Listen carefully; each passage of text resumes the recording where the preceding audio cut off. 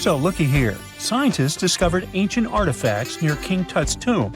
Turns out, his VIP final resting place looks more like a public graveyard with about a dozen wooden coffins that's been there for around 3,600 years. Okay, I might have exaggerated a tad. The 11 tombs weren't exactly right next to King Tut, but they were close, near the same city of Luxor. New findings in Egyptian tombs can help us piece together what life was like in ancient Egypt. And guess what? Ancient Egyptians seem to have been remarkably like us, modern humans.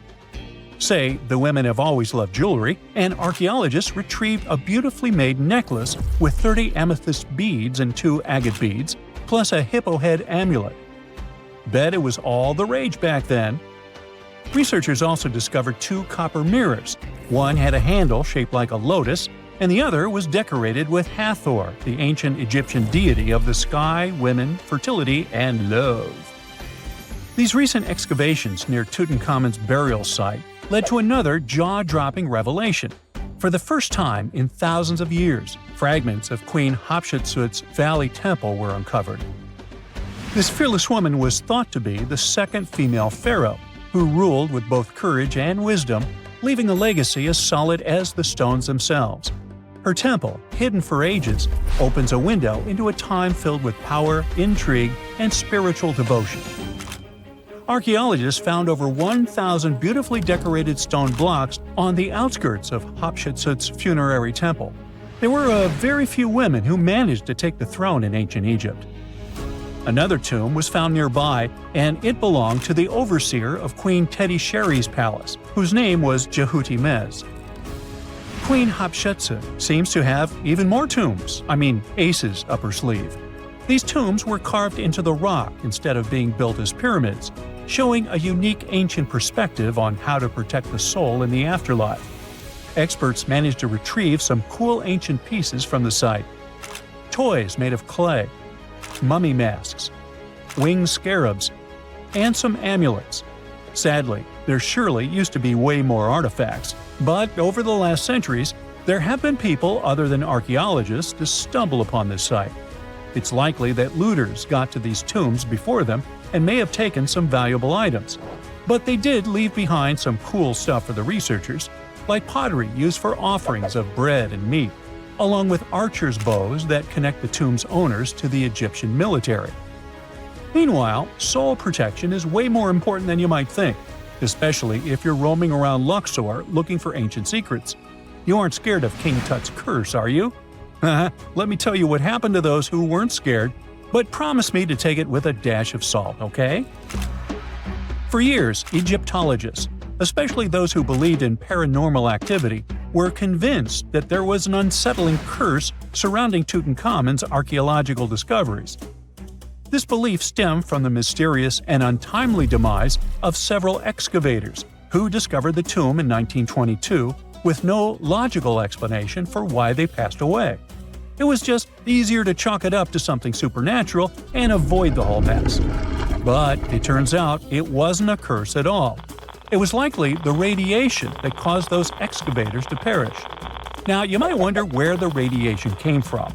After all, while radioactivity was discovered in the 19th century, ancient Egyptians, despite their impressive pyramids, didn't have any radium lying around to make Tut's tomb glow like crazy. So, what could be the real story? It might have been toxic waste behind it all. Toxic levels of radiation from uranium and hazardous waste have been lurking inside the tomb since it was sealed over 3,000 years ago. The burial chamber of Tutankhamun's tomb reportedly has such high radiation levels that anyone who steps inside could easily end up with a fatal dose of radiation sickness or an incurable condition. By the way, you can have a somewhat similar level of radioactivity if you don't get rid of those moldy dinner leftovers you left to perish in your fridge a month ago. But this radioactivity isn't exclusive to Tutankhamun's tomb. Ancient Egyptian artifacts discovery is rewarding yet dangerous due to unusually high radiation levels in Old Kingdom tombs all over Egypt. Geiger counters have detected radiation at 2 sites near the Giza pyramids, and radon, a radioactive gas, has been found in several underground tombs in Saqqara. Interestingly, Experts believe that the builders of these ancient tombs were aware of the toxins, as some eerie warnings were carved into the walls of many tombs. One inscription ominously declared, "They that break this tomb shall meet their end by a malady that no doctor can diagnose." Other ominous phrases like "forbidden," "due to evil spirits," only added to the fear that supernatural curses haunted these ancient sites. Ominous signs have stunned archaeologists since forever, but the fear grew even stronger a century ago with the mysterious passing of Lord Carnarvon, who funded King Tut's excavation in 1922 and reportedly explored the treasure-filled rooms, along with several others who entered the tomb. Arthur Weigall, another British Egyptologist who was present at the tomb's opening and is credited with starting the curse myth, passed away young when he was just in his 50s in 1934. Chances are the condition that made him pass was connected to radiation. In total, 6 out of the 26 people who were there when the tomb was opened met their end within a decade from various causes. Not only X-ray exposure, those reasons include asphyxia, stroke, heart failure, pneumonia, and even poisoning. Well, isn't this getting a little grim? There was one guy who opened the tomb and somehow managed to avoid the infamous curse, Howard Carter, or so it seemed. Some folks pointed to his survival as proof that the curse wasn't real. After digging up the tomb, Carter published several books on the topic and shifted gears from archaeology to dealing in antiquities for various museums. Despite dodging demise or injury, rumors swirled about how the curse may have impacted him in other ways. One of the big stories linked him to Lord Carnarvon's daughter, Evelyn. Some said he was madly in love with her, but she married someone else, so he chose to stay single. Others claimed they had an affair while she was in Egypt, which ended when her father passed away and she left the country for good. However, there wasn't much evidence to support these stories. Evelyn was just 6 when they met, and they remained friends until his last breath. She was even one of the few attendees at his funeral, but denied any romantic involvement, saying they weren't that close. A year after the revolutionary discovery near King Tut's tomb, Evelyn married politician Sir Brograve Beauchamp and had a daughter. That same year, Beauchamp toured the tomb with his parents, guided by Carter himself. Carter never married and, aside from those posthumous rumors about Evelyn, had no other romantic connections. While the curse adds an intriguing twist to his life story, his tendency to keep relationships at arm's length was evident long before the tomb was opened. It seemed Carter just wasn't a people person. In 1939, after battling a serious illness, he ultimately succumbed to fate. He was 64, which was a pretty common life expectancy in the UK back then, so no one really thought it was off and linked it to an ancient curse. When he passed, it turned out he had several artifacts from Tutankhamun's tomb in his London apartment, which were eventually sent back to Egypt, marking what some viewed as the curse's end. Who knows? Maybe if he hadn't had all those ancient souvenirs at his place, he would have lived way longer. But all the other demises might seem off. The curse theory was likely fueled by some strange events during the excavation. Carnarvon got a mosquito bite that became severely infected, and around the time they opened the tomb, Cairo experienced a bizarre power outage and a freak sandstorm. Back in England, the Earl's dog, Susie, managed to escape from Carnarvon's house and began barking frantically at seemingly nothing. At least that's what the staff and family saw. Strangely enough, at the very moment her owner's heart stopped, Susie started howling and fell down without showing any signs of life. Maybe radiation didn't play a crucial role after all, and those were indeed ancient artifacts from King Tut's tomb that made them all perish. Spooky, huh? We all know some iconic symbols. The Statue of Liberty screams USA. The Eiffel Tower represents Paris. And this mask? Undoubtedly, it's Tutankhamun's, right? Sometimes it feels like historians have squeezed every last drop out of the King Tut story. But guess what? The most obvious details often slip right under our noses. Like the fact that this famous mask didn't actually belong to him, nor was it ever meant for him. Stick with me for the details. Can we get a close-up of that mask? Thanks. See those holes? Yep, they're for earrings. And no, it's not that they had anything against jewelry, but back in ancient Egypt, earrings were typically worn by high-status women or kids. Now, if you know your history, you might say, but Tut was a boy king, wasn't he? You're spot on. He began his reign at just 9 years old. Sadly, that didn't last long as he passed away at a very young age. So when he was 9, he might have worn earrings, but he probably took them off when he hit that no earrings age. Sounds reasonable, right? Actually, not quite. That would have been pretty strange since nobody expected him to pass away young. Certainly not at 9. So no one was preparing a kid's mask for a burial. It's this untimely demise that suggests the mask used was simply the best option available when Tut passed away. There are more clues pointing to the idea that the mask was found in a hurry. Let's think about this. Even though Tut was mummified and his body could wait a bit, his loved ones wanted him to reach the afterlife ASAP. Some experts even believe the paint in the tomb was still wet when it was sealed.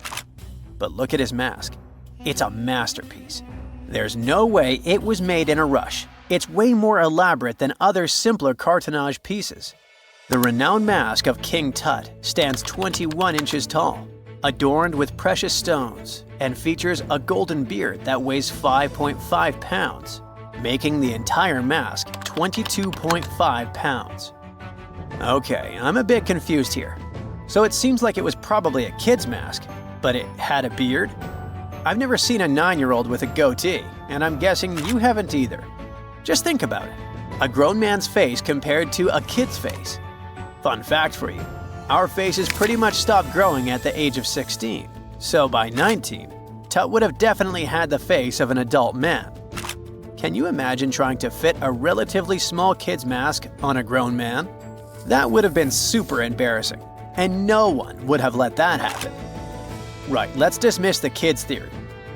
Now, the second option, if you remember, is that the mask could have originally belonged to a woman. This is where the beard theory comes into play. Some researchers believe the beard might have been added later on. Here's another twist. What if the mask was actually made for Nefertiti herself, who ended up maskless? In this case, there are two discoveries. Two birds with one stone. For now, it sounds like a conspiracy theory, I know. But let's give it a shot and delve deeper into the details. So, Tut passed away in around 1323 BCE, probably due to malaria. He had other health issues too, like when he broke his leg, and records suggest he wasn't in the best shape. As for Nefertiti, we have no solid data about her demise. Plus, nobody knows exactly when or where she was buried. The supposed year when she passed away is around 1330 BCE, but she could have lived longer, and the mask was intended and prepared for her. Or maybe they just took her mask right from the burial chamber. After all, they were family. Well, sort of. She was said to be his stepmom, having been married to Akhenaten, who was likely Tut's father. But this is not 100% accurate. Some scientists doubt it. Ah, these ancient Egyptian families. It's hard to keep track of who's who. I know, you're not yet convinced that Tut wore a lady's mask. Let me share one more theory with you. Meet Howard Carter, the enthusiastic archaeologist who discovered Tutankhamun's tomb. It was located in the Valley of Kings outside Luxor, and, to everyone's surprise, was nearly intact. When he entered, he noticed something odd. This didn't feel like a pharaoh's burial chamber. It was classy and all, but it had a vibe that suggested it was made for a woman. Typically, Egyptian pharaohs had larger tombs that suited them better, and even more strangely, it was oriented to the right of the entrance. This didn't add up. That orientation was typical for female chambers, which Egyptian queens used. Another red flag was that the chamber appeared to have been built in stages, and all the artifacts, around 2,000 of them, seemed hastily placed there. Even more curious, they looked like they were meant for other royals. Carter discovered this burial site in 1922, but it remained a mystery as to why it was so bizarre. Almost a century later, Nicholas Reeves thought he may have solved the puzzle. He claimed that King Tut might not have been the original resident of the tomb. Instead, he suggested that the undisturbed resting place of the legendary Queen Nefertiti could be hidden behind the walls of the boy king's burial chamber. Nicholas studied high-resolution photos for months, meticulously examining every pixel. One day, he focused on detailed scans that revealed the texture of the tomb's walls beneath layers of paint. He spotted what he believed to be outlines of two doorways that had been blocked and plastered over to hide them from view. The more he looked, the more it seemed real. Could it be a tomb within a tomb? Nicholas theorized there was a hidden storeroom behind the western wall of King Tut's tomb, and his chamber might just be the outermost section of a larger corridor-style network of rooms. It all sounds fancy, but sorry to break it to you, Reeves' theory was debunked. To find out if he was onto something, experts had to use ground-penetrating radar to see the unseen. Reeves' idea was that if there were gaps, it could indicate the presence of additional rooms. And at first, in 2015, one expert even thought he had found a hidden room. But the glory didn't last for long. A year later, after double-checking, it turned out there were no hidden doorways. By the way, Nefertiti isn't the only legendary woman from Egypt whose burial site remains a captivating mystery. There's a cool legend about Cleopatra that you might enjoy. It's said that she once declared, "No man will ever find my tomb." Kind of fitting, right? After all, the person who's come closest to uncovering her final resting place is a woman. Fast forward a few millennia after she passed away, and while no man has located it, archaeologist Kathleen Martinez believes she might have cracked the code. She's been on the quest for Cleopatra VII's tomb for nearly 20 years, and recently discovered a bust that she thinks represents the famous queen. However, not everyone is on board with her claim. Some experts argue that the bust doesn't resemble Cleopatra at all. Alongside this intriguing marble statue, Martinez's team also unearthed 337 coins, some of which, less controversially, feature Cleopatra's likeness. But the real part is that it's still not officially confirmed. There's no doubt about the existence of the small bust. It's carved from white marble, fits in one hand, and shows a woman wearing a royal crown, according to a translated statement from the Egyptian Ministry of Tourism and Antiquities. The big question, though, is who it actually depicts. While Martinez insists this statue is a representation of Queen Cleopatra VII, many other archaeologists argue that the facial features don't match, suggesting it likely belongs to a princess instead. Sorry, I can't resist the temptation of breaking the magic for a moment. Some folks believe that the whole idea of "no man will find my tomb" is misunderstood. Even if she did say it, what she probably meant was "no living soul," and it wasn't about gender at all. It can as well be just a beautiful legend. Toodaloo! For more than 3,000 years, the gold mask of Pharaoh Tutankhamun stayed hidden in the Valley of the Kings. This artifact, which stands about 21 inches tall, shows how skilled and artistic the ancient Egyptians were. But nobody expected that X-rays would reveal its biggest secret. King Tut was the last ruler of his family during the 18th dynasty. He took the throne at just 9 years old, but ruled for only 10 years before he passed away unexpectedly. If we're being honest, back in ancient Egypt, he was mostly forgotten by the rulers who came after him. His tomb wasn't a big deal for them, so much so that even the grave robbers forgot about him. It might sound a bit sad, but the truth is that it was actually great news for us. Since his tomb was practically forgotten, it ended up being perfectly preserved. While the other tombs in the Valley of the Kings were looted, his remained sealed and untouched. So, when it was discovered back in 1922, it had over 5,000 precious objects inside. That made Tutankhamun basically an instant celebrity and one of the best-known pharaohs nowadays. Among the treasures was the most stunning piece, his golden mask. This mask is said to be an exact image of the king's face, or at least it was supposed to be, but we'll get to that later. The purpose of this accurate representation of his face was to make sure that his soul would recognize him in the afterlife and return to his mummified body. In ancient Egyptian beliefs, this would allow him to continue living in the afterlife. The details of the mask clearly looked incredibly difficult to create, but people didn't realize how complex it truly was until many years later. The first X-rays of the mask were taken in 1967. Back then, the main reason for these scans was practical – conservation. The mask was heading to Paris for an exhibition, and it was the first time it had ever left Paris. This would help them keep track of any changes during the exhibit. Plus, the images could give clues about how the mask was made, but back then, they probably didn't fully realize just how complex its construction was. I mean, Egyptian goldsmiths didn't use modern soldering techniques. So, how did they make this mask? New X-rays taken in 2007 gave us some answers. It turned out the Egyptians didn't use pure gold, which is 24 carats. The mask was actually made of 23-karat gold, meaning it was mixed with another material. So specialists discovered that the gold sheets contained a small amount of copper, a reddish-brown metal.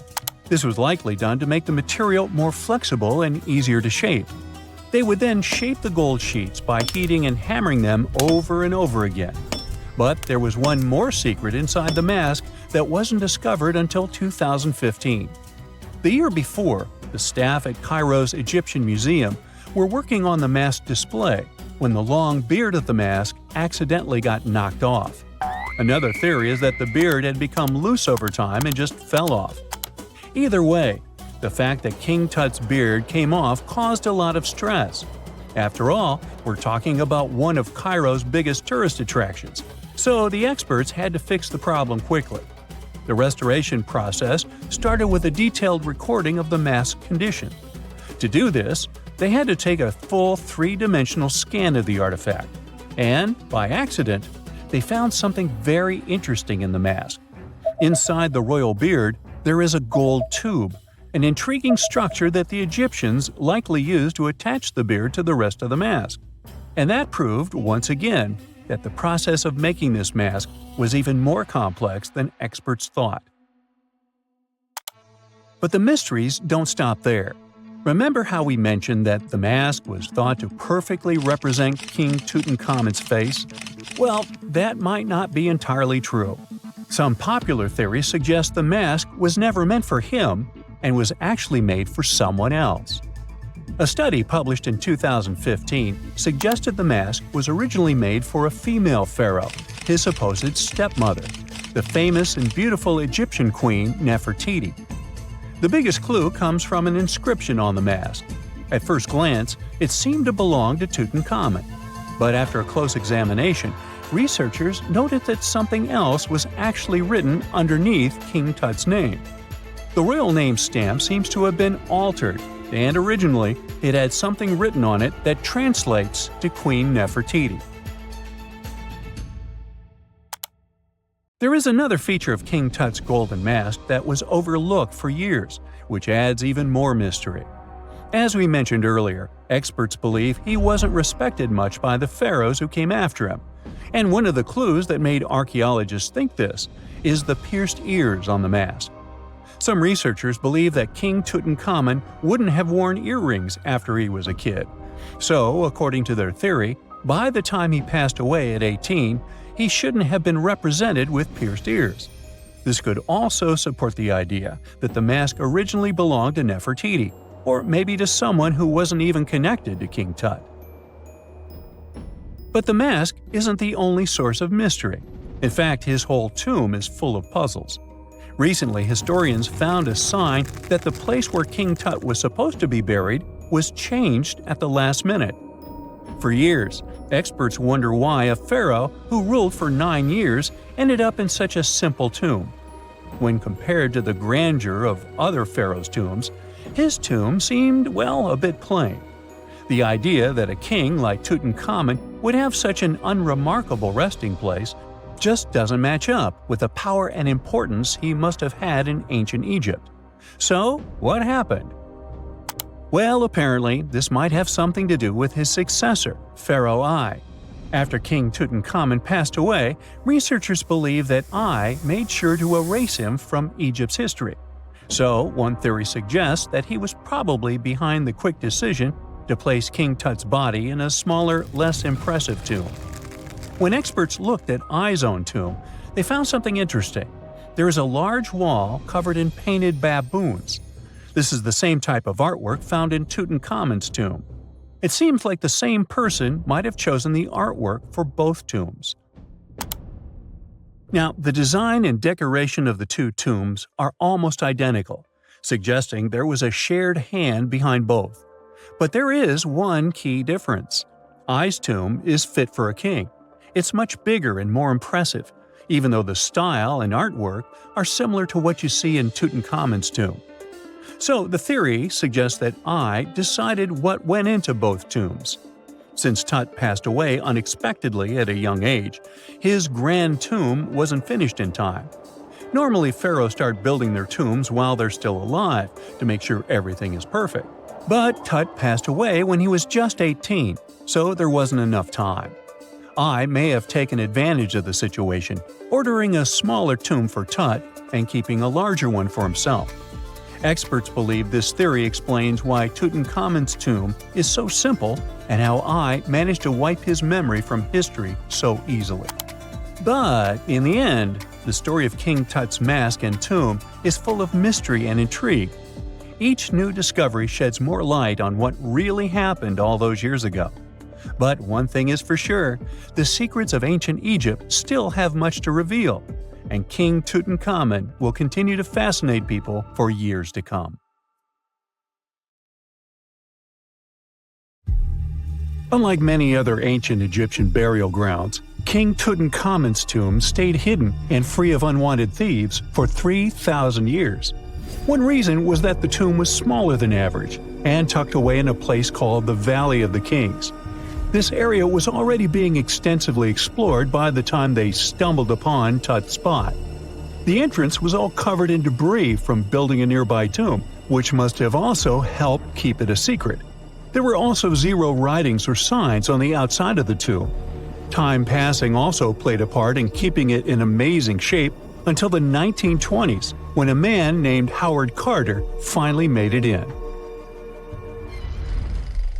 But was Carter that big of a hero? Some recent findings say he might have been sneakier than initially thought. People used to think Carter wasn't just a glorified treasure hunter, he was a true archaeologist. Before Tut, he had been on a relentless quest for Egyptian artifacts. He discovered his interest in these unusual objects when he was a child, and soon started drawing the sculptures and inscriptions that were found in ancient tombs. After stumbling upon the remains of King Tut, Carter spent a decade recording and processing all sorts of objects, like golden thrones, chariots, and statues from Tut's tomb, shipping them down the Nile to Egypt's museum in Cairo. Well, at least that was the official story. More recent discoveries claim that not all of the objects made it to Egyptian officials. A secret letter seems to uncover Carter's little 10 for them, 1 for me policy.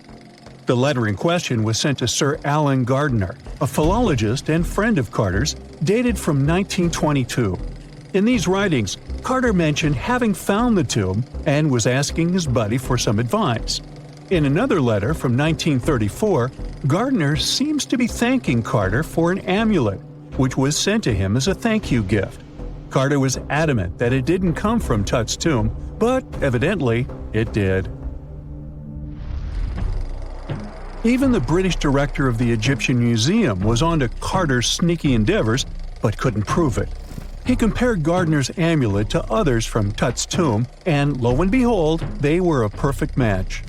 Gardiner was so disappointed to have been put in such a sticky situation that he vented to Carter in another letter. Deciding to be a good friend, Gardiner didn't throw the famous archaeologist under the bus. Instead, he advised Carter to take those stolen goods back to Cairo, just like he'd advise you to like this video and subscribe to the Brightside channel for more amazing videos on the most unique topics in history. It's not the only shady piece of information on Carter's post-discovery behavior. In 1947, a man named Alfred Lucas, who used to work with a controversial archaeologist, gave some information in an obscure journal in Cairo. He claimed that Carter sneakily cracked open the burial chamber door himself. Then he sealed it back up like nothing had happened before the official uncovering. Now, why would he do that? Well, the same theory suggests that Carter and his crew might have entered the tomb early so they could get their hands on some ancient goodies. Obviously, these people couldn't risk having such objects sold while they were still alive, but made sure they were auctioned off after they passed. Carter, though, never confessed to anything. He made no official denial either, but the Egyptian government couldn't risk any more mysterious disappearances, so they prohibited him from entering the tomb for a while. Some have connected this apparent stealing to the curse of King Tut. If you've never heard of it, know that it became quite the scary tale soon after King Tutankhamun's resting place was uncovered. It claimed that anyone messing with the tomb of the boy Pharaoh would face some serious bad luck. It's not all dramatic like a mummy going on an aggressive spree, but word got out that the people involved in disturbing King Tut's lair met some mysterious, untimely ends. The main untimely passing related to this supposed curse is that of George Herbert, the 5th Earl of Carnarvon. He was this British aristocrat who helped fund the search for the tomb. He passed away just a year after the tomb was opened. Now, people love to call it mysterious, but it turns out that Herbert was already in pretty bad shape health-wise when he got to Cairo, and he ended up getting taken down by a regular disease. Now, let's talk numbers. There were a lot of people linked to this tomb opening: security guards, archaeologists, and supporting staff. And sure, a few of them did pass not long after the tomb started receiving visitors. As much as we'd like this curse to be true for the sake of, good storytelling, statistically, if you have a bunch of people connected to opening a tomb, you'd expect some passings just by random chance. The average lifespan for those supposedly targeted by the ancient curse was more than 20 years after the spell was supposed to kick in. Herbert's daughter even lived until the 1980s, that's half a century later. And Howard Carter himself lived until 1935, a solid 16 years after the big reveal. Some have suggested that the whole curse was nothing more than a careful PR strategy. You see, when Tut's tomb was found, Howard Carter wanted to make a priority out of keeping nosy reporters away. So he might have come up with a curse hanging over anyone entering the boy king's resting place.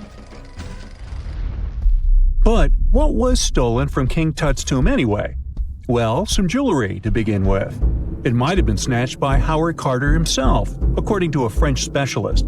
He did some intensive research by looking at old pictures taken from inside the tomb back in the 1920s. He compared those images to various objects from museums and auction houses. He soon started to piece together the whereabouts of some of Tut's jewelry. First up, there's this collar that used to be on Tut's chest. It was all broken into pieces, and some parts went via Carter to the Nelson Atkins Museum in Missouri. Meanwhile, other bits ended up on a necklace owned by some unnamed people who tried to sell it in 2015 but failed. Even the Nelson Atkins Museum agrees, as they've confirmed the information on their website. Then there's a headdress piece. Some beads from it that once belonged to Tut apparently got stolen by Carter too. They were also strung into a necklace and are now being held at the St. Louis Art Museum. Another fancy collar made out of glazed ceramic magic spent some time at the Met, far away in New York. Thankfully, it was sent back to Egypt a bit over a decade ago. This seems to have been, as you'd expect by now, also stolen by Carter. Missing artifacts aside, King Tut still gave a ton of amazing objects that helped us learn more about this incredible ancient culture. Starting with the famous burial mask. It's this massive 21-inch gold art piece with semi-precious stones and glass paste. It weighs 22 pounds and showcases the boy Pharaoh with a long beard and a headdress with a cobra and vulture. On the back, there's this spell from an important ancient Egyptian spiritual book that's supposed to make sure it works just as well in the afterlife. Tut was also apparently a board game enthusiast. They found 4 board games in his tomb, some made of ivory. Archaeologists also found a pair of gold sandals, though you'd imagine they were more for show than for comfort. In fact, the pharaoh probably never wore them in his lifetime. Now, speaking of fashion items, it turns out Tut was quite the fancy ruler. They even found a mannequin in his tomb that was used to pick out, adjust, and store his outfits and jewelry. The boy king seemed to have also enjoyed some music, based on the 2 trumpets historians found in his tomb. Though they were played back in 1935 in a BBC broadcast, the instruments are today considered too fragile to be maneuvered.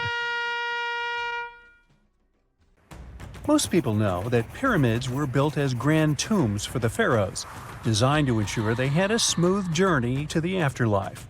The Great Pyramid of Giza, for instance, was constructed for the pharaoh Khufu. But what most people don't know is that this whole pyramid building trend started right here with the step pyramid of Djoser about 4,700 years ago. This massive structure was built for Pharaoh Djoser, a ruler from Egypt's 3rd dynasty. It rises 7 layers high above the ground and stands about 200 feet tall. We think of it today as a phenomenal architectural project, but for ancient Egyptians, the step pyramid of Djoser turned out to be more like a massive experiment, a trial run, if you will, to perfect their building skills before they moved on to even more ambitious pyramids. Reaching new heights is super exciting, but the real mystery is what is going on below the ground. In this pyramid's underground labyrinth, there is a network of tunnels stretching about 3.5 miles long. And some researchers believe these tunnels might have been part of a sophisticated water system that could completely change what we think about pyramid construction. Let's talk about this massive complex located in Saqqara. Surrounding the pyramid, there's what's known as a dry moat, a continuous trench that is up to 164 feet wide and almost 2 miles long. It forms a sort of rectangular shape around the pyramid. This trench has an average depth of about 65 feet. Now, if you were to add up all the earth and rock they dug out to create this moat, it would be about 10 times the volume of the step pyramid itself. For the longest time, people just assumed this trench was nothing more than a huge quarry, a place where they dug up stone and clay to build the step pyramid. Makes sense, right? But when you take a closer look, it doesn't add up. The trench is too narrow and deep to be practical for mining, and its layout doesn't match anything we know about ancient Egyptian quarrying methods. Plus, some sections of the trench are actually covered with a rocky ceiling, which would have made it nearly impossible to use as a quarry. Another theory suggests that the dry moat had some kind of spiritual significance. Maybe it was a sacred place, where souls of nobles gathered to serve the late king in the afterlife. There are even niches in the walls that work as a hint at this spiritual function. But most researchers believe that this purpose likely developed much later, long after the complex was built for Djoser. So, what was the moat really designed for? In 2020, a researcher came up with a pretty intriguing idea. It is possible that this trench was actually designed to collect and manage water, especially after heavy rainfalls. Now, that makes sense when you consider the location. The moat sits in an area that could easily have been flooded by runoff water from nearby plains. This could also explain why the trench wasn't used for new graves until much later when the climate became drier and less prone to flooding. The story becomes even more intriguing, as this trench appears to be part of a larger, more complex hydraulic system within the Djoser complex. It is like the trench has several compartments, carefully carved out of the rock and connected by tunnels. These compartments likely served as a part of a water treatment system, where water would flow from one compartment to the next, getting cleaner as it moved along. Now, here is where things start to tie into the pyramid itself. The Djoser complex has a series of underground shafts, and some researchers think that water from the moat's deep trench might have been used to power a hydraulic lift system, and this giant water-powered elevator could have been used to raise the heavy stones needed to build the pyramid.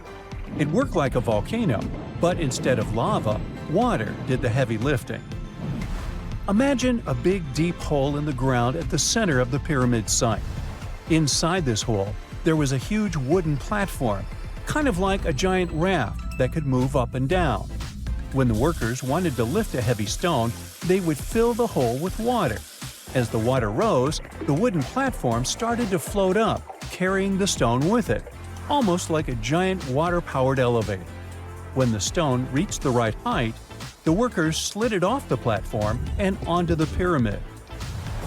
The idea is that water from the deep trench, after being cleaned and filtered, would flow into these shafts. A massive float, possibly made of wood, would then rise as the water filled the shaft, lifting the stones up to where they were needed for construction. Once the stone was in place, they'd let the water out, lowering the platform back down to the bottom, ready to lift the next stone. This fancy hydraulic lift system could have been a game changer, making the whole building process a lot faster and more efficient without using a lot of workforce. It is like the ancient Egyptians were already embracing the whole idea of work smarter, not harder. But of course, not everyone is on board with this theory. Some experts argue that the area where the step pyramid of Djoser was built couldn't have held enough water from occasional rains to maintain such a fancy hydraulic system. The main theory suggests that, in the past, there might have been some kind of lake nearby that would have filled up after a period of rain, and this lake could have supplied water to the complex's hydraulic system. But there is no mention of such a lake in any ancient Egyptian writings, so it might be more of a what-if situation than a reality. And then there's the issue of the hard work itself. Remember when I said this method could have allowed the ancient builders to raise stones with far less effort? Well, that might not be entirely true. According to some experts, just building this hydraulic device would have required a lot more heavy work than simply moving the stone blocks using good old-fashioned manpower. And let's not forget, the step pyramid of Djoser is like a baby pyramid compared to those that came later. The stones used for Djoser's pyramid weighed, on average, about 660 pounds each, which is nothing compared to the more than 2.5-ton blocks used later for the pyramid of Chephren. If this cool water lift theory gets completely ruled out, we still need to explain how this pyramid was built in the first place. To answer that, we need to rewind a bit and talk about the original plans. See, before Djoser's tomb became a pyramid, the idea was to construct a simple mastaba. This type of tomb was pretty common in earlier periods, a flat-roofed, rectangular structure with sloping sides. But after the original mastaba was finished, they decided to expand it a bit by adding more layers on top. And then they added even more layers, until the construction reached 6 distinctive steps, each one smaller than the previous. And they probably did all this by raising those heavy stones using ramps, not a water-powered elevator. There is still so much we don't know about the step pyramid of Djoser. More research is definitely needed to fully understand how this system worked, or if it even existed at all. But the idea of using water to help build the pyramid adds a whole new layer to our understanding of ancient Egyptian engineering. It's a powerful reminder of just how clever and resourceful those builders were, using the natural landscape and the power of water to create one of the most iconic monuments in history. A gruesome discovery took place in Egypt some years ago. You want to hear about it? 16 human hands, carefully buried in 4 eerie pits. They didn't look too much like human hands at first, since they were abnormally large, but they were. Weirdly, there were only right hands, no left hands were in sight. It turned out that it points to the practice of an ancient dark ritual. Old Egyptian art and tales talked of a ceremony where warriors would present the right hand of their adversaries as proof of victory and ask for gold in return. Egyptians believed in the afterlife, so cutting off someone's hand meant you cut off their power eternally. Guaranteeing this type of defeat was interesting to the winning party. Here, the fight was between Egyptians versus Hyksos, who lived in what was once known as Canaan. Egypt has always been the center of some history-changing findings, and some time ago, this papyrus was found. If we stretched it open, it would be just a tad bigger than the height of a skyscraper. The world's tiniest skyscraper, which is located in Wichita Falls, Texas. When humans didn't write on their Notes app, they wrote on this thing, made from the medulla of a papyrus plant. Around 2,000 years ago, ancient Egyptians wrote something reminiscent of a book where they describe most of their funerary traditions and their visions of the afterlife. It's considered one of the most important texts from ancient Egypt and is still sold in bookstores to this day. This ancient manuscript was unearthed from a chamber located just south of the Pyramid of Djoser, located in Saqqara. Oh yes, Djoser is the oldest pyramid in Egypt and not the Giza pyramids like most people think. So recently, the site of Saqqara buzzed with excited archaeologists who probably found one of Egypt's oldest complete mummies. They believe that this beautiful and well-preserved mummy was that of a wealthy man. He was discovered in a deep shaft, covered in layers of gold leaves. There are many symbols that show he was an important and wealthy man, like the band he wore on his head, the bracelet on his chest, and the fact that he was embalmed with a tunic, which was reserved for Egypt's finest. The most exciting part of the entire discovery was finding the resting place sealed with mortar, just as the ancient Egyptians had left it 4,300 years ago. Now this may sound weird, but back in 2008, archaeologists discovered a missing pyramid. Now it went missing because it deteriorated over the span of 4,000 years. Today, you can only see its base. It was a pretty important site back in ancient times. It is said that around the area of the pyramid, the ancients hosted a special type of ceremony where high priests would carry mummified remains of sacred bulls. Now here's a fun fact. Ancient Egyptians believed that Apis bulls were earthly incarnations of the city deity of Memphis and was connected to rites of fertility. It wasn't just any Apis bull though. They needed to be all black with a single white mark between its horns and a bunch of very specific characteristics. They were selected by the local priests and honored until they passed away. After that, they were mummified and buried in underground galleries. Meanwhile, this missing pyramid sort of disappeared around the 1800s. It was a German archaeologist who first found it in the village of Saqqara. He called it the Headless Pyramid when he first found it. But then, years after the official discovery, the desert sand came along and covered the whole thing. There were some excavations between the 19th and 20th centuries, but they weren't too systematic. That's why scientists were so thrilled when they dug an entire pyramid's base after removing the 25-foot mound of sand that was covering it. Oh, and it turns out American archaeologists are excavating a cemetery in Egypt that could contain over 1 million mummified bodies. So far, archaeologists have dug around 1,700 mummies. One of the main differences from other classic Egyptian mummies is that these people weren't kings and pharaohs. They were commoners that most likely lived about 1,500 years ago, when Egypt was controlled by the Roman and Byzantine empires. The name of the cemetery is cool though, the Way of the Water Buffalo, just in case you want to check it out on your next trip. Other than bulls and buffaloes, ancient Egyptians also liked baboons. Are you seeing a pattern here? In the beginning of the 20th century, archaeologists discovered a site filled with mummified baboons in a place called, guess what? The Valley of Monkeys. An animal wouldn't have been mummified if it wasn't considered important. Certain animals were more important than others, since they were linked to specific deities. Jackals were connected to Anubis, the ancient god of the afterlife, and cats were likened to the female deity Bastet. Baboons were a pretty big deal, since they were believed to be connected to Thoth, the deity of wisdom and advisor to Ra, one of Egypt's supreme deities. The archaeologists who studied these animals weren't too happy. They think these baboons were kept inside and were deprived of sunlight for most of their lives. They had extreme vitamin D deficiencies and they were poorly fed. Maybe Thoth got angry with these baboon keepers.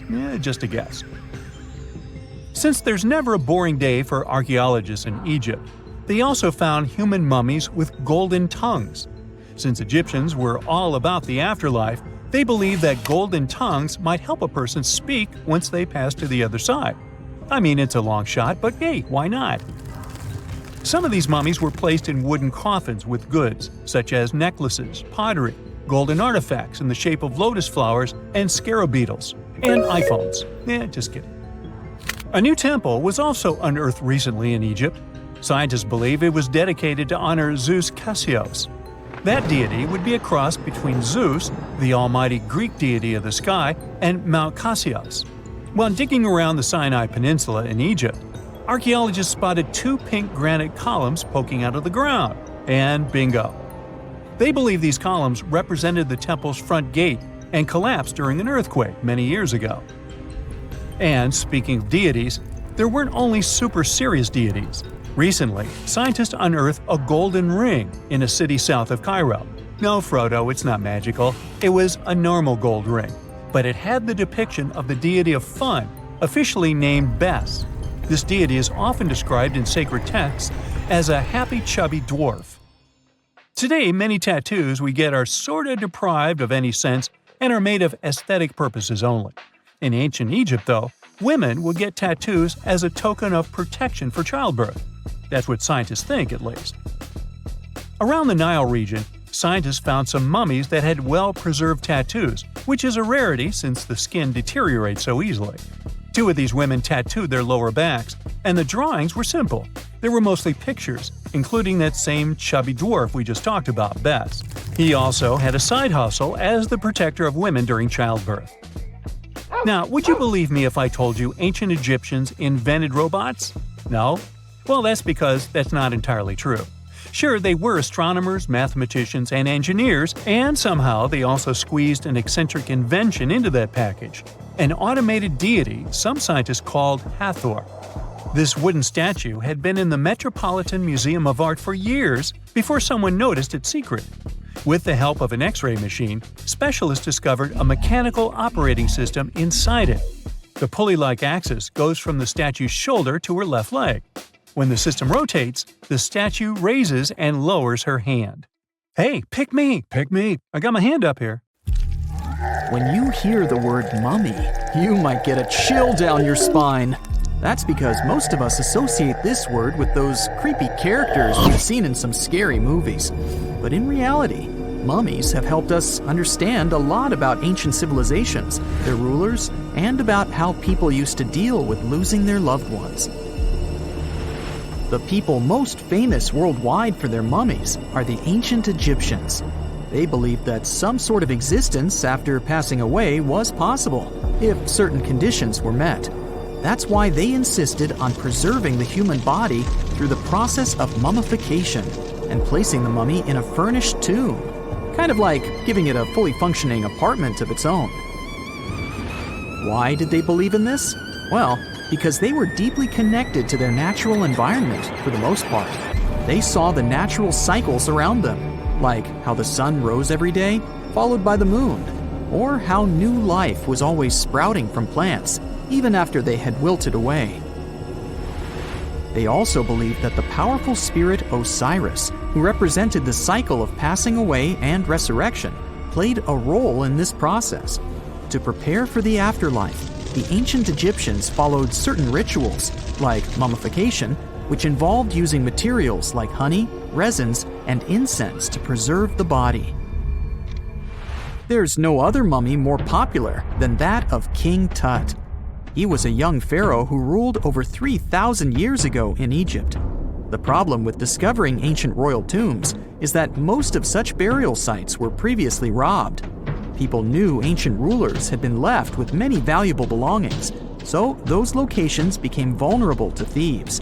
When King Tut's tomb was opened in 1922, people were excited because it had not been robbed, like many other previously discovered royal tombs.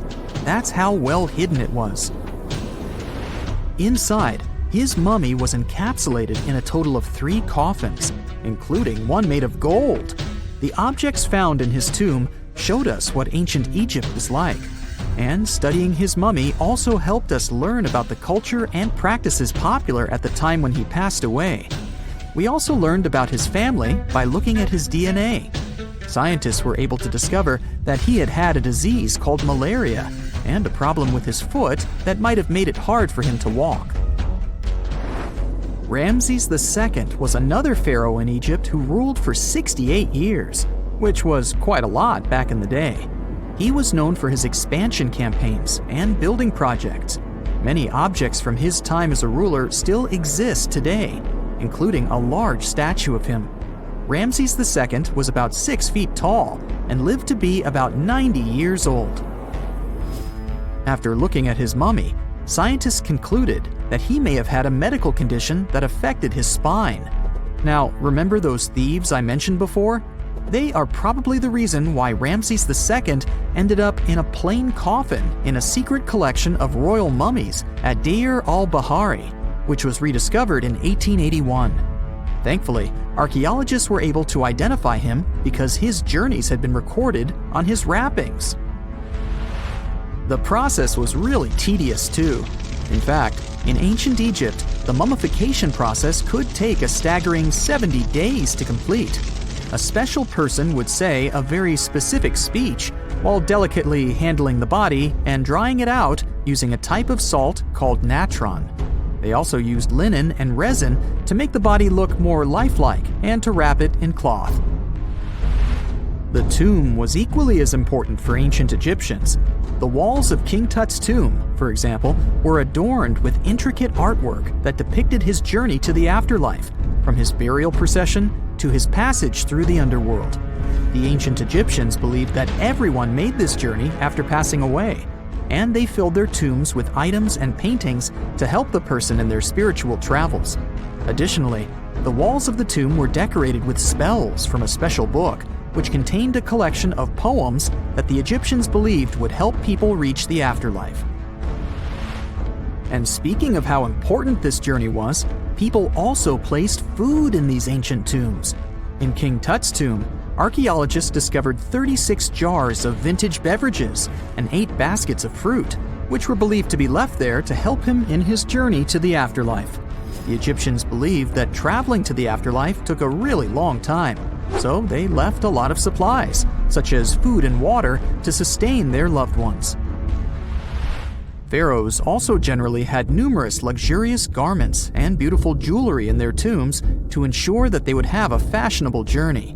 These items included various types of linen clothing, such as tunics, scarves, gloves, and headdresses, as well as a lot of gold jewelry with precious stones, like bracelets, buckles, pendants, necklaces, rings, and even precious depictions of insects for protection. Some were also deposited with fans made from ivory and ostrich feathers to keep them cool in the afterlife.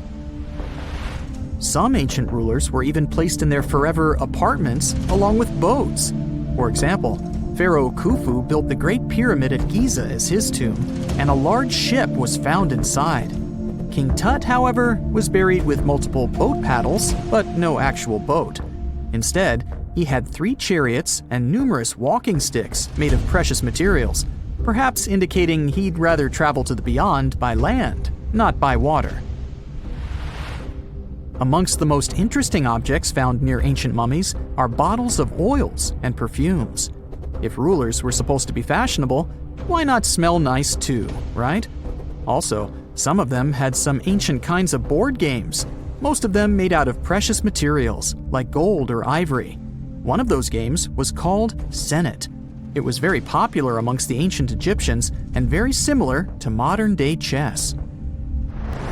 The ancient Egyptians may have the most famous mummies out there, but they weren't the first to invent the procedure. In fact, it all started in South America with an ancient civilization named the Chinchorro. As far as we know today, these people were the first to mummify their loved ones that had passed away. They did it somewhere around 2,000 years before the Egyptians started their own rituals. Sure, we can tell a lot about ancient rulers by studying these mummies, but until recently, we had no idea what they really looked like during their lifetime. Not so long ago, though, some very special mummy paintings were found by archaeologists studying ancient Egyptian objects. These mummy portraits are highly detailed paintings of individuals that were made while they were still alive. Such paintings were often painted on wood, as opposed to the classical portraits we all know about, which are painted on canvas. They are known for their realism and beauty, and have even been used by researchers to diagnose diseases by comparing them to the corresponding mummies. Some of these portraits also include depictions of jewelry, which was later found on the mummies. The recent discovery of these mummy portraits in Central Egypt is significant, as it marks the first time in over a century that such paintings have been found. Mummies appeared all around the world naturally, too. Mummification can occur without people intervening because of natural conditions, like extremely cold or hot environments, places with a lack of oxygen, or accidental exposure to chemicals that preserve the body. These conditions don't allow bacteria to grow, resulting in the body remaining more or less intact. Famous Otzi was one of these mummies. We know today he was a man who lived around 5,000 years ago in Europe. But upon his discovery in the Alps in 1991, Austrian authorities initially believed that he was a modern mountaineer because of how well preserved the body was. However, after the Iceman was removed from the glacier, it was determined that he was actually from the Copper Age. It's 1898, and you're taking part in excavations in Saqqara. This place, not far away from Cairo, is full of ancient tombs and pyramids. You're in your Indiana Jones mood and hope to find something really phenomenal to become famous. Gold, manuscripts, treasure maps, mummies of famous pharaohs. Wait, a wooden bird? You're really disappointed as it looks like a regular toy. An old one, but still. Little do you know that years later, someone would propose that your bird was actually an ancient monoplane. So the artifact, nicknamed the Saqqara bird, is made of a sycamore tree. The birdie has a wingspan of just 7 inches and weighs around 40 grams. A perfect original souvenir from Egypt, I would say. It's over 2,000 years old and looks pretty plain, without any carvings of feathers or other intricate ornaments. It has a beak and eyes, though, which makes our find look like a hawk, the emblem of the deity Horus. Its tail is rather unusual as it's squared, looks weirdly upright, and it seems like the sunken part of it was the place for a now missing piece. Humans love solving a good mystery, so there have been several attempts to explain the use of the birdie. First, quite simply, is that it was a ceremonial object. The second idea is that it was a toy for a child from some well-off family. It could have been some sort of boomerang, which was a popular concept in ancient Egypt. Then there was a theory that the bird had been used as a weather vane. But this one has been debunked as the figure doesn't have any holes or markings, except for the one made at the museum in Cairo to fix the exhibit on a stick. So there was no way to hang it in the past. Almost a century after the bird was found, Egyptologist Dr. Khalil Masiha proposed a new theory that it could have been a model of a monoplane. He believed the bird was missing a horizontal tailplane. Otherwise, it had its wings set at a right angle, similar to that of modern planes. It could have worked to generate the aerodynamic lift necessary for flights. Dr. Masiha also claimed that it was common at that time to place miniature models of technological inventions in tombs. So, did the ancient Egyptians really invent the plane in 200 BCE? That would make the Wright brothers, who are considered the inventors of aviation, really upset. They made one of their first flights only in 1903. There's just one way to know for sure, and that is to test the model.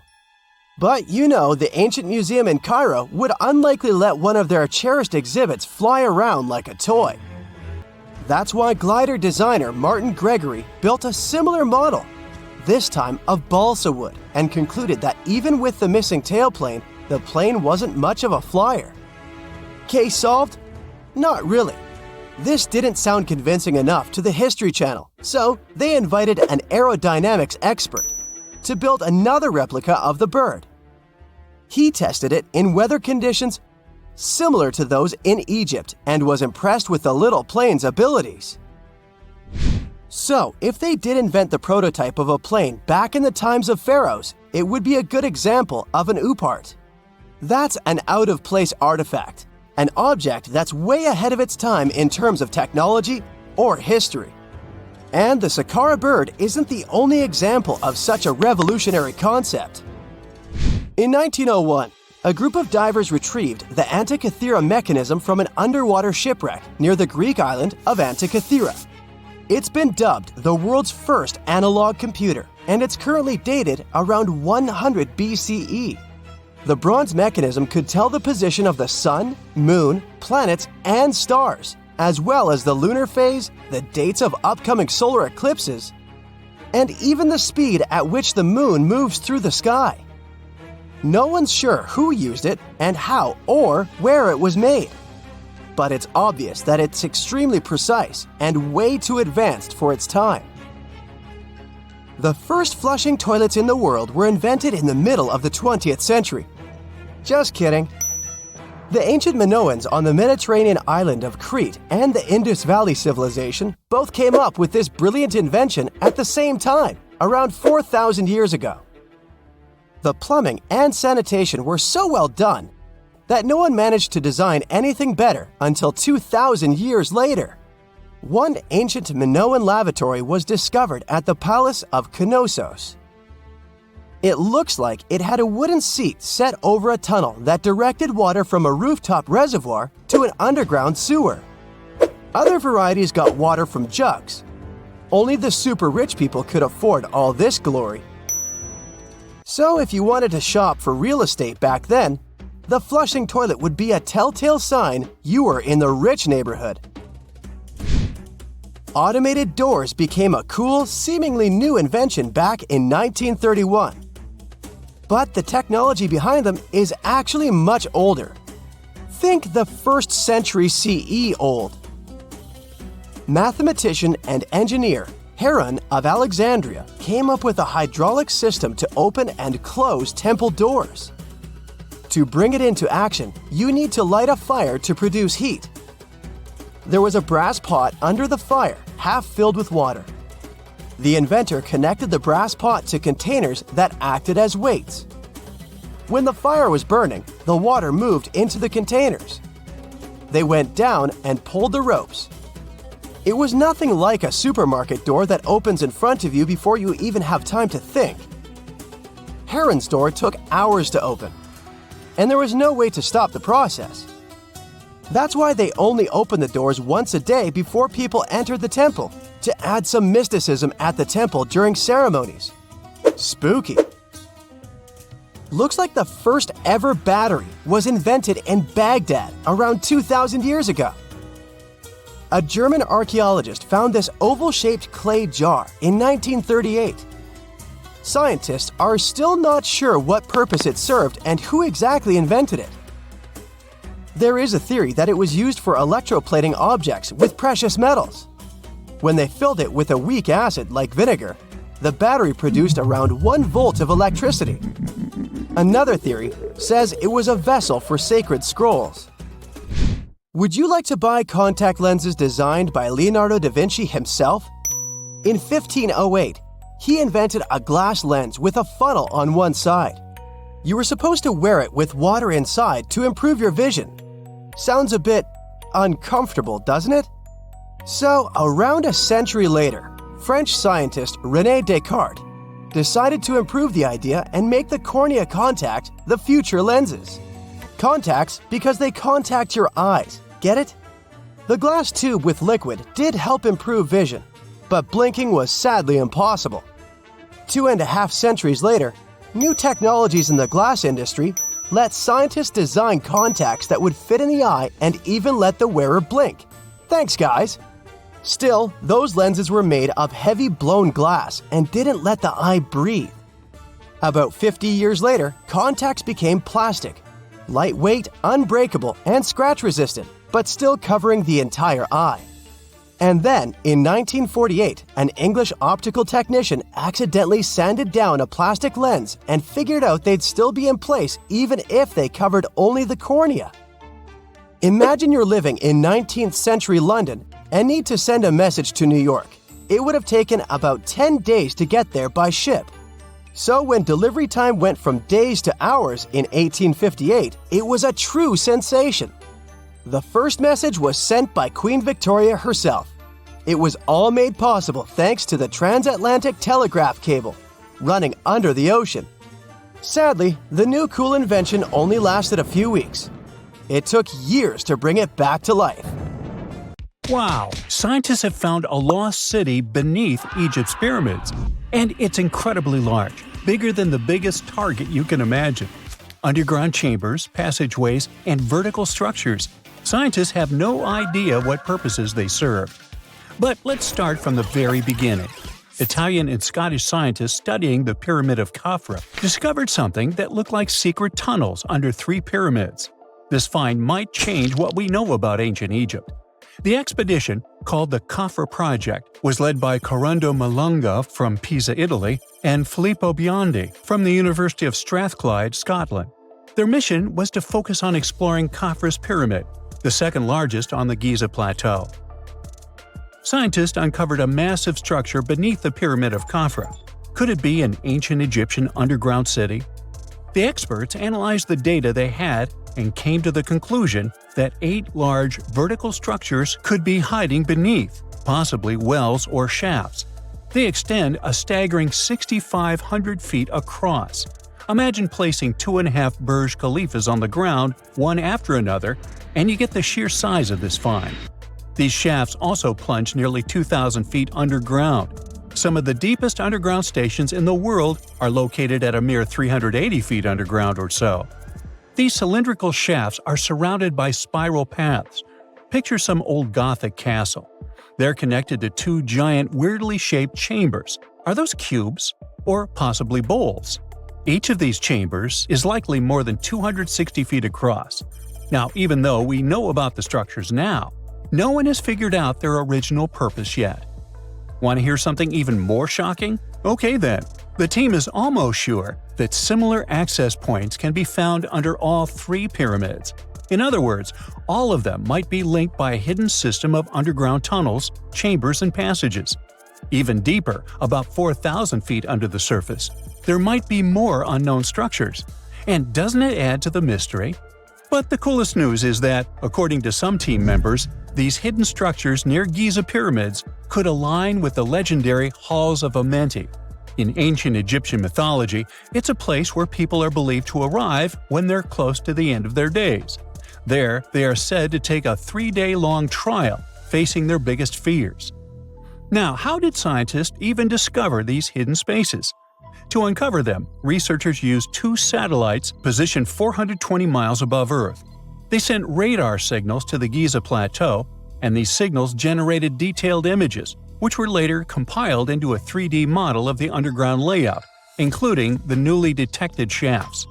Then, using synthetic aperture radar or SAR technology, which is a type of radar that can penetrate through stone, the team also spotted 5 small room-like structures hidden deep within the pyramid. One of these chambers contained a sarcophagus, which was once thought to be the tomb of Pharaoh Khafra.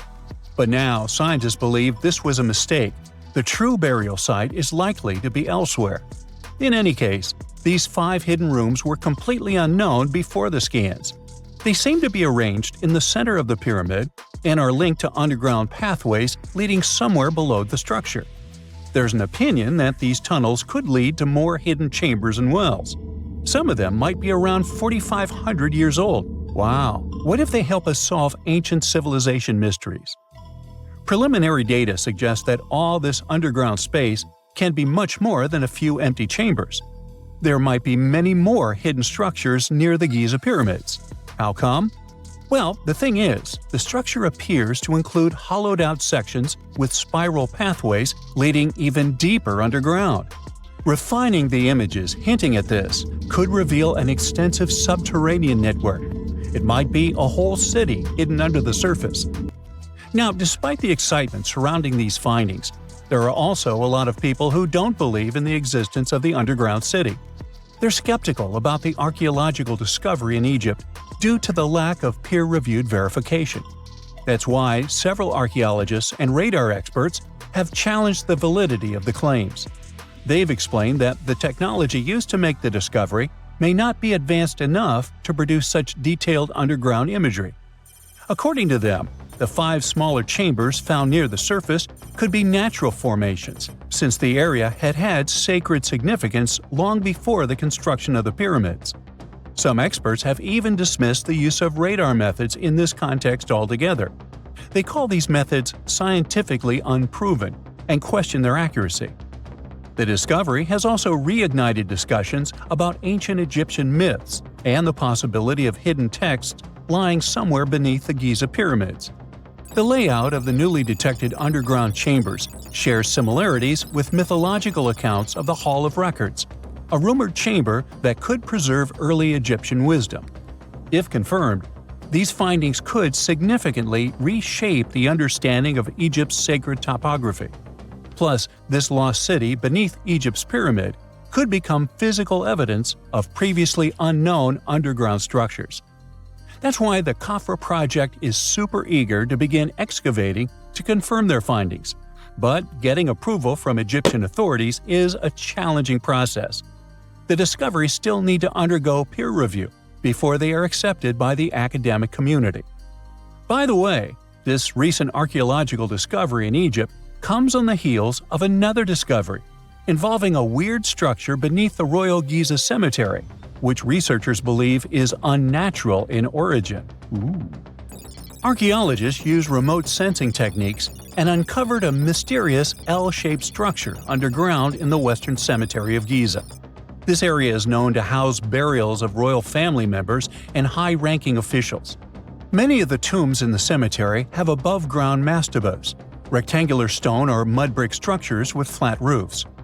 But there is an area in the center of the cemetery where there are no above-ground structures. To investigate this unexplored region, the team used electrical resistive tomography and ground-penetrating radar. ERT works by sending electrical currents into the ground and measuring the resistance to detect remains. As for GPR, it sends radar into the ground and maps the structures based on the radar's return. The team found an anomaly about 6.5 feet beneath the surface. It appeared to be an L-shaped structure measuring at least 33 feet in length. The readings suggested that the structure had been backfilled with sand after its construction. This made the team hypothesize that it could be a mix of sand and gravel, or possibly an air void. This anomaly was classified as a highly resistive structure, which meant it didn't occur naturally. Motoyuki Sato, the study's lead author and professor at Tohoku University in Japan, claims that the structure is not a natural formation due to its sharp shape. Another weird thing about ancient Egyptian pyramids is that historians have long believed that they were built primarily for royals and high-status individuals who had the wealth and power to create such massive structures. However, new research from the archaeological site of Tombos in modern-day Sudan challenges this assumption. The thing is, Tombos' pyramid may have served as burial sites for low-status workers as well as elites. The hard-working members of ancient communities may have found their last resting place in some of the most visible monuments, including the pyramids. Located along the Nile River in the ancient region of Nubia, Tombos became part of Egypt after its conquest of the area around 1400 BCE. That's when Egypt established the site to strengthen its colonial control. Workers at Tombos built pyramids, but those were much more modest than the famous pyramids of Giza. The research team reanalyzed 110 human skeletons from Tombos, originally studied in 2012. In particular, they examined the entheses, the areas where tendons and ligaments attach to bones. Such an analysis can give us insights into the amount of physical labor a person performed.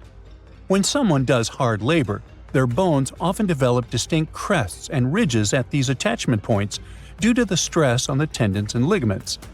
And while some skeletons showed little change in their entheses, suggesting they belonged to individuals from the upper classes, others showed more serious changes. It means they belong to lower-class workers.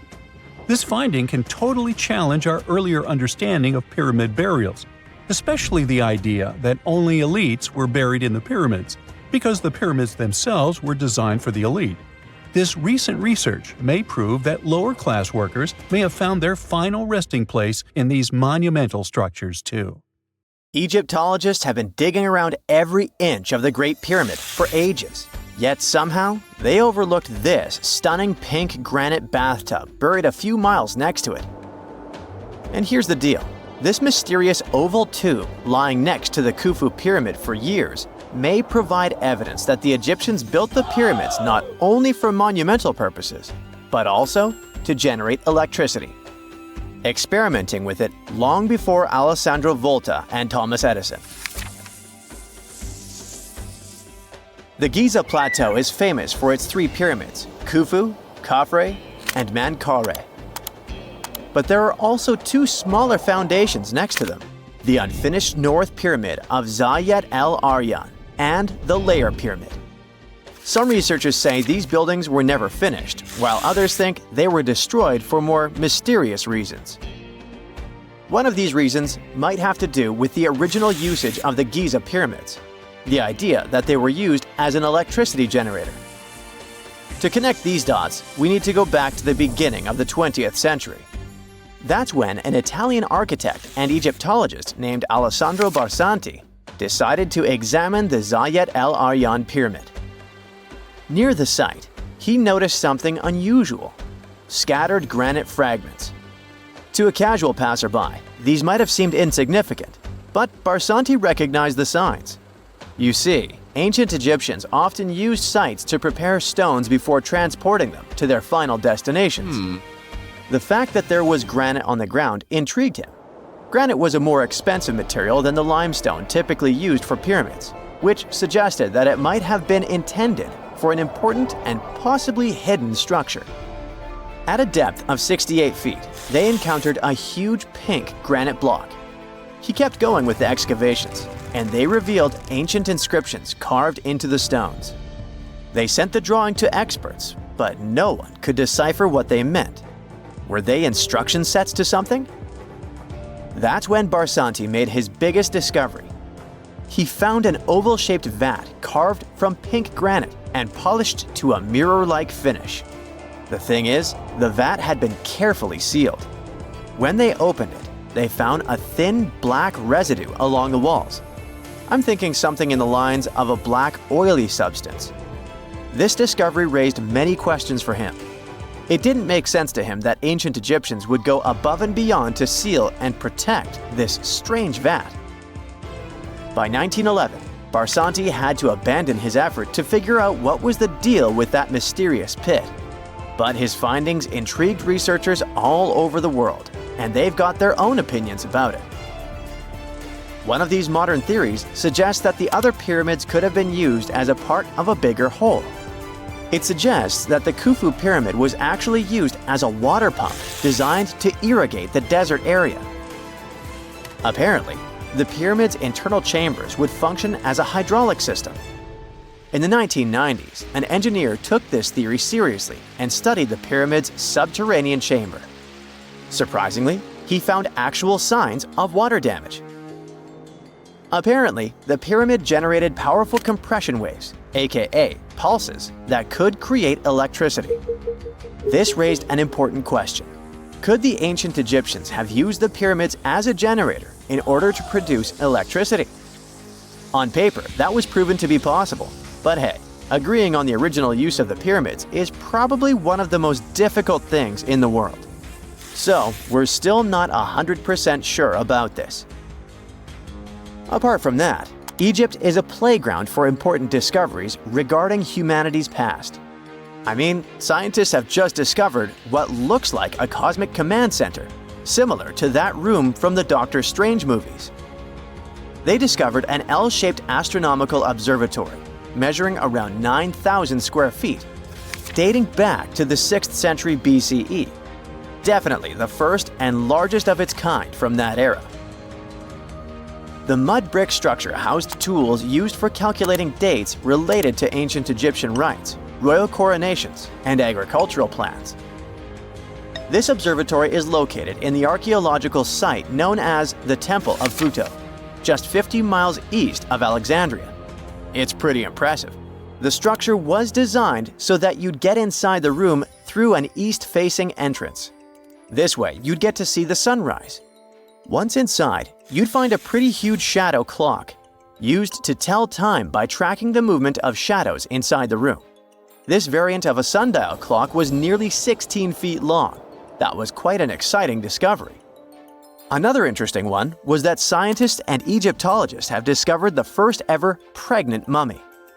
Now, even if we know quite a lot about mummification processes, we keep making discoveries that open new doors into the lives of ancient Egyptians.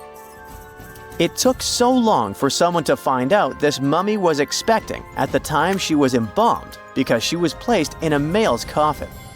More specifically, a male priest. Historians say that during the 19th century, a lot of traders mixed coffins up in order to sell them.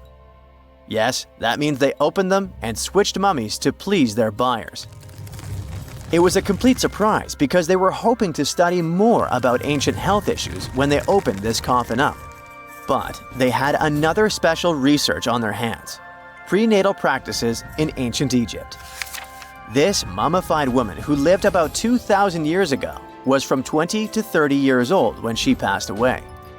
She was found in Thebes, and her remains were incredibly well preserved. You see, mummification recipes varied across Egypt. In this woman's case, researchers could tell she was a member of the high society since she was buried with special amulets. But since mummification methodologies differed so much between cities and time periods, they still have to dig further to understand why she was embalmed along with her baby. Speaking of mummies, scientists were digging up a final resting place in Saqqara, also in Egypt, and they unearthed 2 embalming workshops. One was for humans and the other for sacred animals. Apparently, the workshops date back to about 2,400 years ago. They were equipped with stone beds, clay pots, and ritual vessels. Everything you needed to mummify. But that's not all. Archaeologists also stumbled upon cheese stored in jars behind tombs that were over 3,000 years old. Yep, cheese. This shows that the ancient Egyptians were pretty savvy when it came to preserving food, too. They knew how to store stuff for the long haul, not just the mummies. It really shows how they applied their preservation skills to both food and bodies, giving us a glimpse into their impressive technological know-how. Scientists have also found one of Egypt's oldest complete mummies, and to their surprise, it was completely covered in gold. You see, Egyptian mummies covered in gold are already a rare thing, but they weren't expecting it to be the oldest one ever found. The mummy was quite well preserved, and they could identify that it was the remains of a wealthy man called Hekashepes. Many symbols show that he was important and wealthy, like the band he wore on his head and the bracelet on his chest. He was also dressed in a tunic wrapped with a belt, which was a way to preserve the good appearance of a person after they passed away. To reveal it, they had to open the final resting place with mortar. Basically, it was like they were opening a time machine, just as the ancient Egyptians did 4,300 years ago. If you think about it, it's almost like entering a time capsule. Enough about mummies. Scientists also found something very exciting hovering above the pyramids. They had to use a fancy top-notch radar known as LARID, aka Low Altitude Long Range Ionospheric Radar, which can see these invisible waves far away into the sky. LARID helped them discover giant plasma bubbles floating in the air above the pyramids. These bubbles are called plasma bubbles, and they wreak havoc on modern technologies. I mean, they can disrupt GPS and phone signals for hundreds of kilometers in diameter from where they're located. These bubbles are massive, sometimes as big as cities, and they're caused by the sudden depletion of charged particles in the ionosphere. So, instead of spreading out evenly throughout the ionosphere, they stick together in this wave-like form. This was a pretty important discovery because it can help scientists understand how to prevent these waves from messing with our technology.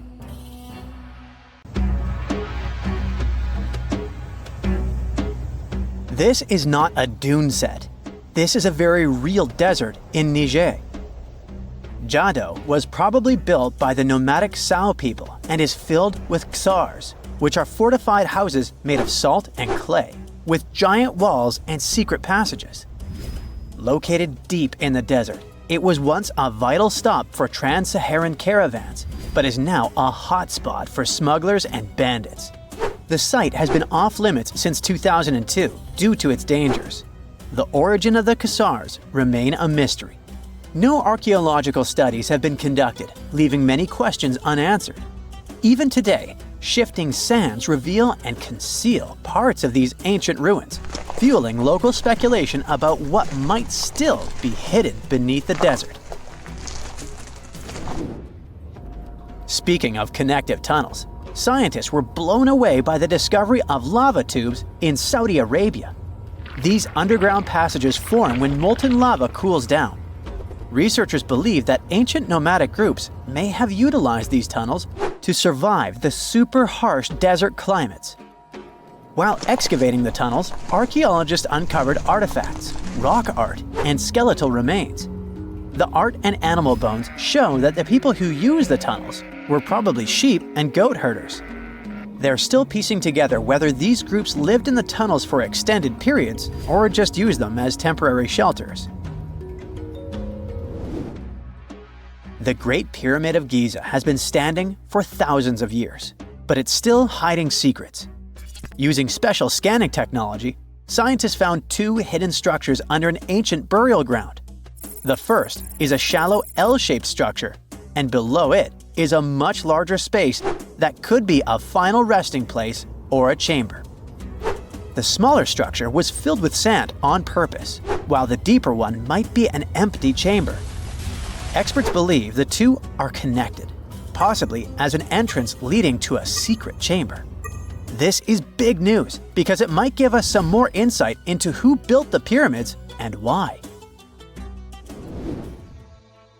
The world is full of ancient writing, but some messages refuse to give up their secrets, like the mystery of the Bashplemi tablet. This unusual stone, pulled from a lake in Georgia, is covered in symbols no one can read. Even with modern technology, experts are completely stumped. The tablet is about the size of a book, with 60 symbols carefully carved into its surface, but 39 of them don't match any known language. Some resemble scripts from ancient civilizations in the Middle East, India, and Egypt, but none are an exact match. To make things even trickier, part of the tablet is broken off, meaning a piece of the puzzle is missing forever. To rule out a hoax, scientists studied the tablet closely. They confirmed it's made of vesicular basalt, an extremely tough local rock. Whoever carved these symbols must have been really skilled. Based on similar archaeological finds, experts believe the tablet could date back thousands of years, possibly to the late Bronze or early Iron Age. Some symbols repeat, which could mean they're numbers. Maybe it's an inventory list, a record of battles, or even an offering to the deities. Until someone cracks the code, the Bashplemi tablet remains an unsolved mystery from the depths of history. Experts are still stumped with what this Minoan disc might mean. The Phaistos disc is one of the most mysterious finds from the Minoan civilization. This 6-inch clay object, discovered in 1908, has strange spiral markings that no one has fully decoded yet. The disc has 241 symbols on both sides, showing everything from people and animals to tools and plants. Experts have come up with many theories about what the symbols mean. Some think it's an early form of Greek. Others suggest it's a prayer or a hymn. And some even believe it could be a letter from a king in Anatolia to a Greek ruler. Let's see who will be the first to figure this out. It's always a fun day at an archaeologist's office when they find something as big as a 2,000-year-old marble head. A French archaeologist mission went digging inside an old medieval house near Alexandria in Egypt and found a statue's head depicting an old, possibly ill man. This statue dates from the last Egyptian dynasty before it became part of the Roman Empire, and the site where it was found is associated with the likes of Cleopatra and Mark Antony. For archaeologists, even the smallest finds at this site means a lot. You've heard of Lucy, right? The Australopithecus that was an early ancestor for us humans. Well, scientists found some of her species' footprints somewhere in Tanzania. The so-called Laetoli footprints are over 3 million years old. The trail stretched 88 feet and has about 70 footprints, left behind when a bunch of early humans walked across some wet volcanic ash. What's cool is that these early humans were already walking on 2 feet, like us, not all hunched over like apes. The close spacing of the prints shows they probably had short legs and a shorter stride than we do today. In an ancient Egyptian temple, archaeologists uncovered a shrine unlike any other, a place dedicated to falcons and 2 mysterious deities. One deity had a falcon's head, while the other wore a crown with a sun disk and cow horns. But the most baffling discovery was an inscription that read, "It is improper to boil a head in here." At the heart of the shrine, there are 15 headless falcons carefully arranged on a pedestal, likely as offerings to the falcon-headed deity. One theory suggests the birds were boiled first, perhaps to pluck their feathers, before being placed in the shrine, following the strange rule carved into stone. Archaeologists also found a 13-inch iron harpoon nearby. Its true purpose remains unknown, although the shrine also held remains of fish, mammals, and bird eggs, suggesting that the rituals may have included feasting. And speaking of ancient Egypt, meet Hathor. Scientists named her after the ancient Egyptian deity of motherhood, music, and singing. This wooden statue, housed at the Metropolitan Museum of Art, was thought to be just a beautiful artifact, until a surprising secret was uncovered. Using an X-ray machine, experts found a mechanical operating system inside it, with pulleys and axles connecting her shoulder to her left leg. When activated, the system made her hand raise and lower, an engineering marvel from over 3,000 years ago. The statue was created during Egypt's Middle Kingdom, around 1800 BCE, and is often compared to 19th century automata due to its advanced design. It's believed the statue was used in religious ceremonies, symbolizing Hathor's role in dance and music.